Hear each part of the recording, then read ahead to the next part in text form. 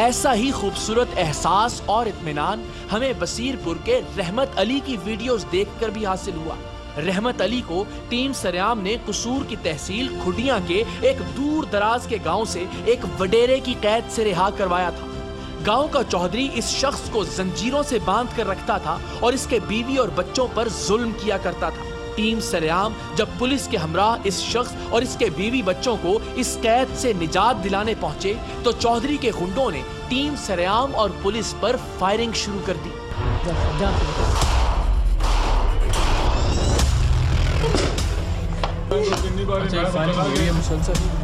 हमें अंदाज़ा नहीं था कि यहाँ इतनी ख़तरनाक सूरत हाल होगी। हमारा ख्याल था कि बस एक डेरा है और जहाँ से हम बाजियाब करवा लेंगे और जो जिन लोगों ने कैद कर रखा है इन लोगों को उनके बारे में बताया गया था कि दूसरी जगह है। लेकिन जहाँ जैसे हम यहाँ आए आपने सुना कि यहाँ जो लोग थे जो निगरानी पर मामूर थे वो पीछे खेतों की तरफ गए और फिर वहाँ से उन्होंने मुसलसल पुलिस पर हम पर फायरिंग करना शुरू की। लेकिन ज़ाहिर है अल्लाह ताला ज़िंदगी दे इन पुलिस के जवानों को, मुकम्मल तौर पर दिफा किया, हिफाजत की और हमने अब इन लोगों को निकाल लिया यहाँ से जिन्हें लोहे की जंजीरों में बांध कर रखा हुआ था। और सिर्फ एक ख़ानदान नहीं, एक से ज़्यादा ख़ानदान है जिन्हें ज़बरदस्ती बज़ोर ताकत यहाँ पर बंद करके रखा गया है, सिर्फ इसलिए कि चूँकि शुरू में कुछ पैसे दे दिए गए उनको और उसके बाद अब कहा गया कि अगर छोड़ के जाना तो फिर दुगनी रकम देनी पड़ेगी और तभी उसी सूरत में आप जा सकते हैं, वरना बदमाशी या गुंडागर्दी है जिसका इजहार पुलिस की मौजूदगी में भी उनके गुंडों ने यहाँ किया है। पुलिस पर भी यहाँ फायरिंग की गई है पीछे से। तो ये सूरत हाल है इन लोगों की खौफनाकी और ख़तरनाकी की, लेकिन अल्हम्दुलिल्लाह इनको बाजियाब करवा लिया गया है। इनको लेकर चलते हैं और फिर देखते हैं कि इन मुल्जिमान की गिरफ्तारी के लिए क्या लाहेअमल हो सकता है। इन हालात में टीम सरेआम ने जंजीरों में जकड़े रहमत अली और इसके मजलूम बीवी बच्चों को गांव के वडेरे के डेरे से बाजियाब करवाया और अगले रोज बहिफाजत उसे उसके गांव बसीरपुर पहुंचा दिया, जहां इसकी बेकस और लाचार मां न जाने कब से अपने बेटे का रास्ता देख रही थी।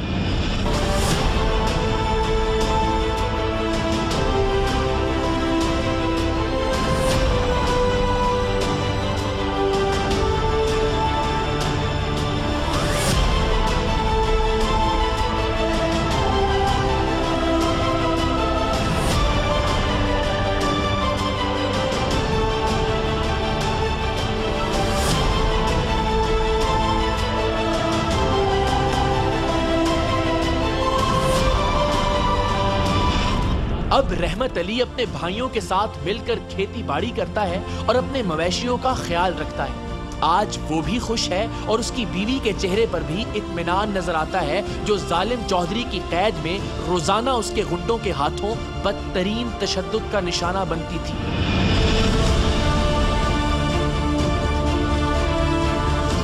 बड़ी मेहरबानी जेड़े सानू इत्थे लेके आए ने। असीं भाई मदर को रह रहे बड़े खुश है। मेरा मियाँ काम कर रहा है, साढ़े बच्चे भी हैं खुशहाल ने, पढ़ते ने, अच्छी जिंदगी गुजर रही है। धाबेजी पंपिंग स्टेशन से साफ पानी कराची को सप्लाई करने वाली 72 इंच की पाइपलाइन से जा बजा पानी चोरी किए जाने और इस पानी से वडेरों की कब्जा शुदा जमीन को सैराब किए जाने की तहलका खेज रिपोर्ट जब मुकम्मल सबूतों के साथ प्रोग्राम सरेआम में नशर हुई तो सूबाई और विफाकी हुकूमत दोनों में ही एक हलचल पैदा हुई।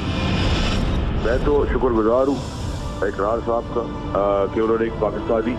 एक अच्छे शहरी और एक जबरदस्त काम किया है और इकरार को मैं सराहता भी हूँ और हर चीज जो करार कर रहा है मैं उसको पूरा बैकअप करूंगा, मदद करूंगा, इंडोर्स करूंगा, इनकरेज करूंगा और वफाकी साइड से एज वफाकी वजीर भाई आपने जबरदस्त काम किया है। आप हीरो हैं हमारे, आप हैं हमारे हीरो, पहले भी हीरो थे,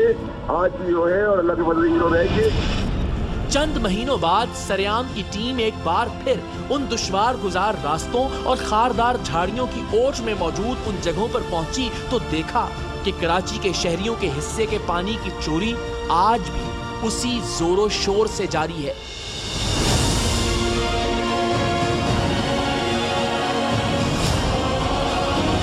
आज से तकरीबन 6 महीने पहले टीम सरेआम ने धाबेजी पंपिंग स्टेशन से शहर कराची को सप्लाई की जाने वाली पानी की बड़ी पाइपलाइन में जगह जगह चोरी का इंकशाफ किया था, जिसमें एक बड़ा पॉइंट आप मेरे अकब में देख रहे हैं और बदकिस्मती से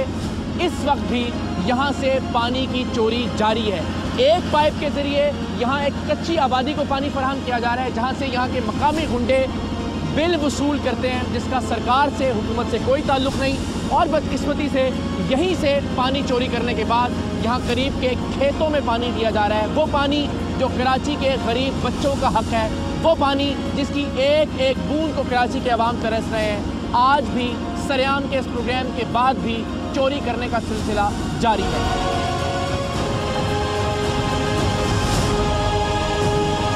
एक बार मैं फिर आपको याद दिलाता चलूं, ये 72 इंच की पानी की पाइपलाइन जो धाबेजी पंपिंग स्टेशन से कराची शहर की जानिब जा रही है, बड़े जनरेटर के ज़रिए इस पानी को पंप किया जाता है और यहाँ से आप देख सकते हैं कि पानी चोरी करने के बाद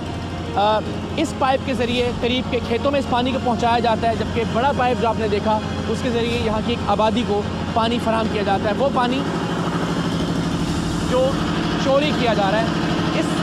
कमरे में वो जनरेटर मौजूद है जिसके ज़रिए पानी चोरी किया जाता है और टीम सरेआम ने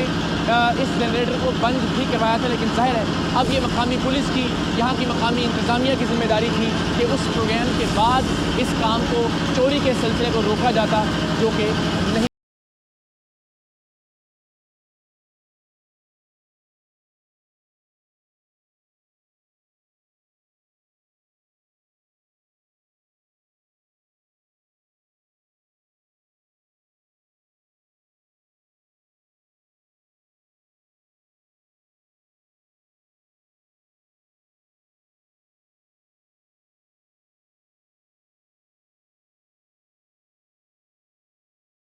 बड़ी बदकिस्मती की बात है, हमने अपने हिस्से का काम किया और एक बार नहीं बार बार यहाँ आए, दिन की रोशनी में भी आपको दिखाया, रात के अंधेरे में भी यहाँ खारदार झाड़ियों से उलझते हुए कि किस तरह से कराची के शहरियों के खून से यहाँ की बंजर ज़मीनों को आबाद किया जा रहा है, यहाँ वडेरों की जानिब से, जागीरदारों की जानिब से, कब्ज़ा माफिया की जानिब से, इसलिए कि वो पानी जो कराची के बच्चों का हक है, वो पानी की एक एक बूंद जो कि कराची के शहरियों की ज़िंदगी की ज़ामिन है, वो यहाँ ज़ाया की जा रही है, बहाई जा रही है, यहाँ पे फसलें उगाई जा रही हैं इस रेगिस्तान के अंदर, और वो भी लीगली नहीं, कानूनी तरीके से नहीं। यहाँ पे कब्ज़ा करने के बाद, इस पानी को चोरी करने के बाद आज भी वही निज़ाम मौजूद है। आज मशीनें जो हम ले गए थे, मशीनें ज़रूर बदल गई हैं,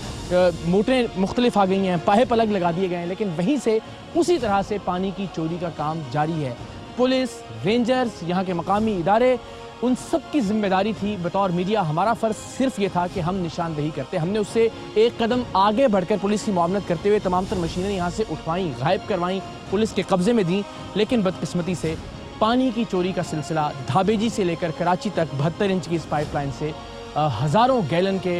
एतबार से आज भी जारी है। और यही वजह है कि बदकिस्मती से कराची के शहरी पानी ख़रीद कर पीने पर मजबूर हैं, पानी ख़रीद कर इस्तेमाल करने पर मजबूर हैं।